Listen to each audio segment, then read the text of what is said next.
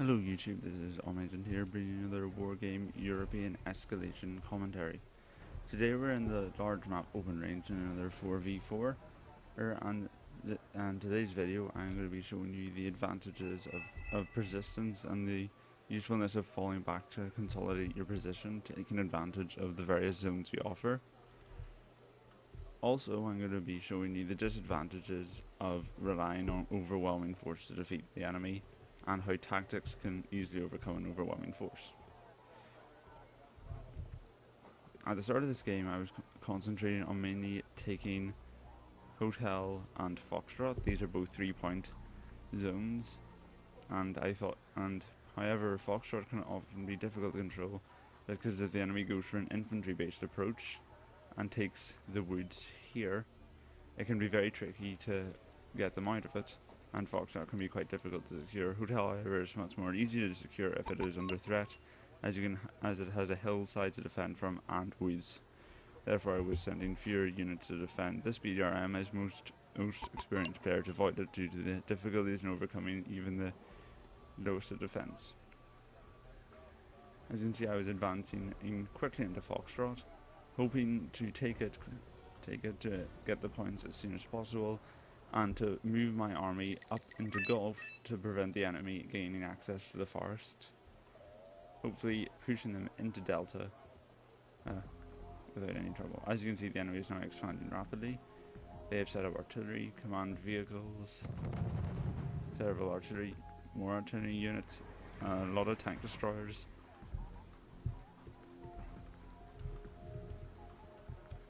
This attack was actually not that successful for me, and it put me on the back foot for the rest of the game.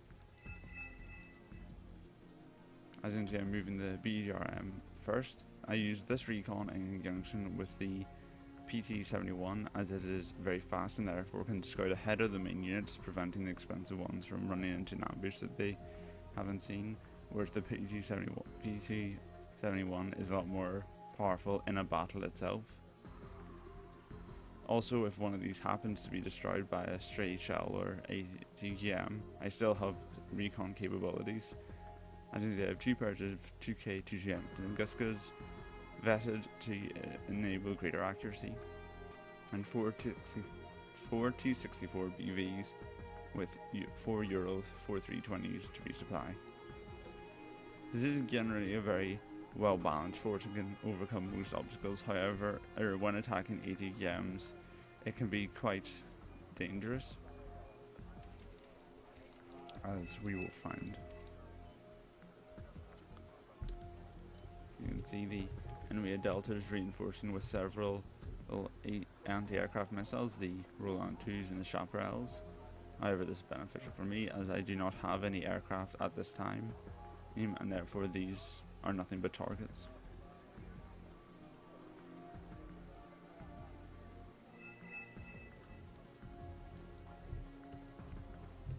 On the other side, my ally has pushed firmly into Mike and is threatening Lima.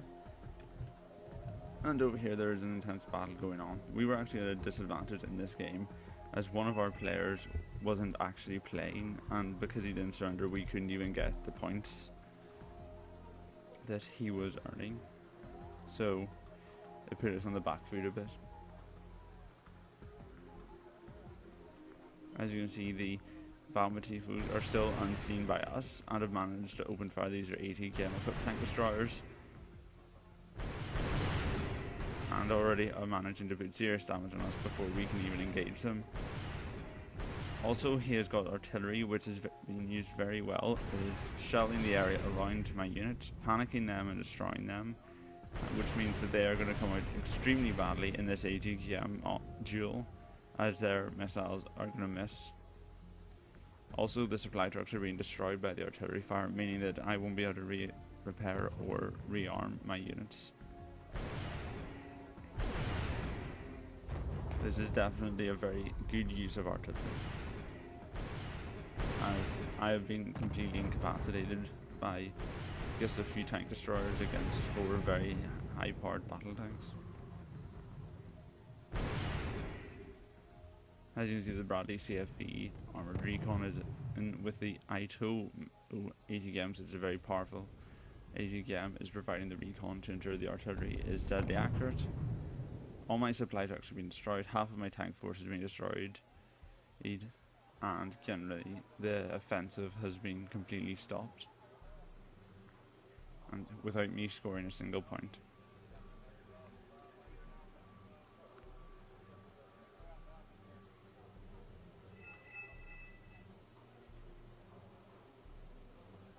However, these are at a disadvantage now because the tank destroyers aren't very good on the offensive, as when they are moving they are unable to fire. So he is clearly much more interested in defending his position and using artillery to force my lines back one by one.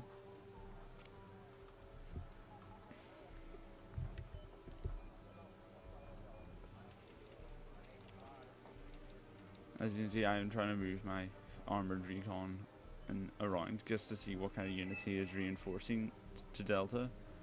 Tank destroyer prototypes, support vehicles equipped with a powerful autocannon, and lots of tank destroyers. He was clearly focusing very much on tank destroyers, anti-aircraft missiles and artillery. As you can see, the shelling has forced the T-64s and the PT-71 back from the woods. I noticed that there was a recon helicopter flying around, so I tried to move my Tunguskas up into range just to get a quick snipe. Unfortunately, there were too many tank destroyers that were threatening my recon vehicle, so I had to pull back. As you can see, I'm now bind in the T-813 armoured supply trucks. Hopefully these will be a bit more resistant to the artillery fire than my standard Urals, so I'll be able to survive a bit longer. As you can see, Hotel has been completely ignored. Generally this is, as I said earlier, just because it's such a tricky location to attack, it's generally left as it is, even if you don't actually have any units in it. But generally it is safer to go and put some units in there anyway, just in case someone tries to be clever, but in this case not. As you can see, I'm now moving up some infantry to... My first thought was to put them in the woods as a defensive force, but then when I realised how much artillery has, this wouldn't last long.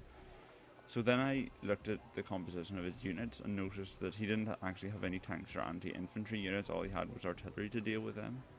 So I thought if I could move the infantry units close enough, they could do some serious damage against his forces. Unfortunately this time I was using the ATKM equipped infantry, and therefore they couldn't advance that far. Also he has Marder VTSIs, which are fairly competent against infantry. As you can see, the BTRs that the infantry are carried in will not last any more than a few seconds.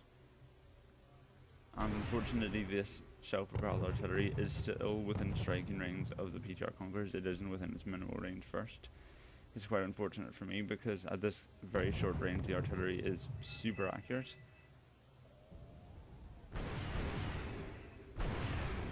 However, the BTR Conquerors are still doing a fine job.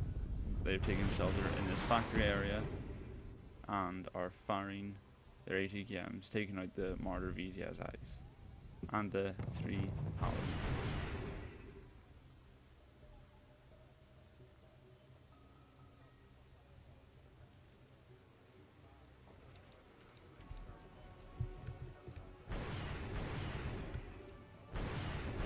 The Tunguska's managed to get in range of the recon helicopter and manages to take it down on this side, denying their artillery the ability to fire accurately at my units. And I have now angled the PTR Conquerors so the Marder VTSI cannot see them, meaning that there is nothing apart from the Bradley on this side that can actually shoot at them. As you can see, he's trying to move the Marders into firing range of the infantry, as well as getting his Paladins ready to fire. But these guys are still doing serious damage and taking down Rolands, tank destroyers and other units. That artillery strike misses, allowing for another Roland to fall.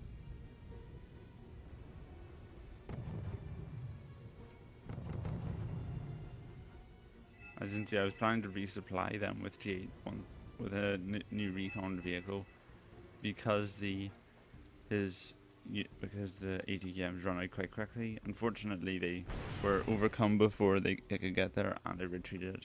As you can see, he's clearly very panicked by this attack, hopefully distracting his allies from my friends. He's also moved some rangers up. This is quite annoying, as they also have recon capabilities, meaning that the recon helicopter isn't effective. And the Bradley IFV's ATKM is also a very dangerous threat, as they're taking down a Tunguska.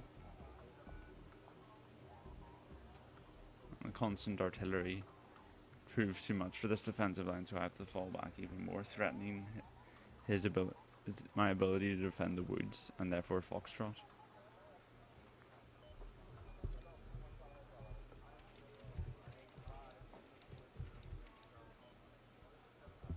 As you can see over on this side, my allies have managed to hold positions at Romeo, are moving up command vehicles to Papa and Mike. So hopefully we'll be able to get a few more points in to hold off. As you can see, they are now building up a solid force of VAB, ATKM tank destroyers, mortar VTSI, prototype vehicles, new recon helicopters, chaparrals, IFVs, lots of artillery supplied by Canucks. And basically, when you compare the two armies, I am very much outnumbered at this point.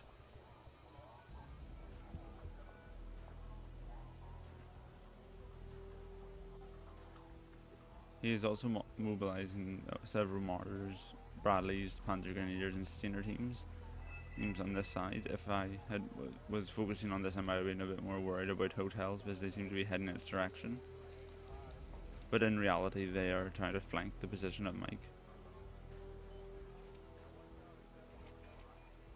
I also try to sneak some Mi-8 transport helicopters equipped with the VDV infantry around to try and cut his supply lines, but unfortunately they were spotted by the BO helicopter, recon helicopter, and as such they have been marked, and he is going to reinforce a series of chaparrals and flak panzers. So these guys are doomed, even though they don't know it yet. As you can see, they are preparing to attack Foxtrot with their huge horde of tank destroyers and vehicles. There's very little to stop them, although the T-64s are supplied and the BT-71s are being repaired, so they're more effective against this huge horde of mortar VTSIs and tank destroyers. This could be tricky. So this is the first example of them using a huge rush attack, using overwhelming force to push me back. As you see, the mortar VTSIs are coming in with the Bradley equipped with the Rangers infantry, and Leopard 2A4s, flak panzers, and Roland 2s are coming in to support. These guys are being decimated, hopefully providing at least some distraction. Z64s are finding their ATKMs, and as is BT-71.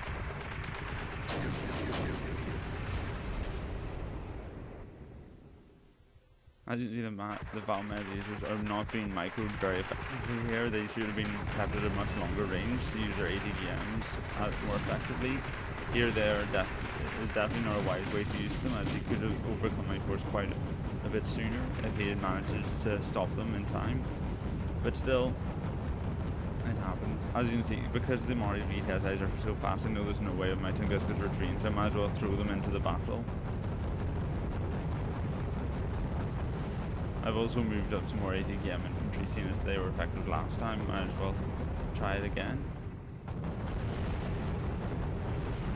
In this case, overwhelming power definitely wins the battle. All my units were destroyed, my supply ducts have been captured, and therefore I decided to retreat my command vehicle from Foxtrot. This is something that I definitely don't see soon enough, that you should always retreat your command vehicles if there's any threat to them whatsoever. If you don't, then you're going to lose some points very quickly.